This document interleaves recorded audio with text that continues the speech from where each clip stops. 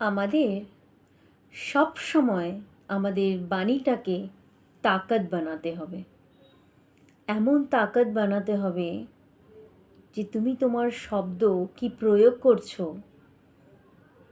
সেটা তোমার তাকত হবে। চিল্লালে কিন্তু তাকত হয় না। অনেকে চেল্লায়, হাউ মাউ গাও করে খুব চেল্লায়, কিন্তু শব্দে তাকত আনো, আওয়াজে নয়।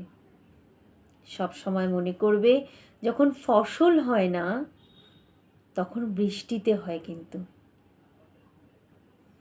বর্ষায় বন্যায় কোনোদিন ফসল হয় না, সেই ফসল নষ্ট হয়ে যায়। যতটুকু দরকার আমাদের ঠিক ততটুকুই বলা উচিত, এবং এমনভাবে বলা উচিত সামনেবেলা একবার হলেও ভাববে, না এর শব্দে, এর আওয়াজে কিছু নেই, এর শব্দে অনেক তাকত আছে।